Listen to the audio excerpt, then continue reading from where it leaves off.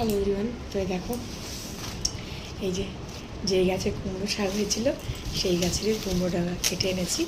আজকে করবো হচ্ছে ডাল দিয়ে। তো যাই হোক, ঘরের জিনিসের একটা আলাদাই স্বাদ, তাই না? তাই জন্য আজকে করবো হচ্ছে ডাল দিয়ে, সব রকম সবজি দিয়ে। ঠিক আছে, সব রকম সবজি দিয়ে একটু ডাল করবো। তার জন্য একটুখানি তাহলে কুমড়োটাও কেটে নিয়ে আসি। এই দেখো ডগা, এই যে ডাঁটা, এই পাতাগুলো সব দেবো, একদম নরম।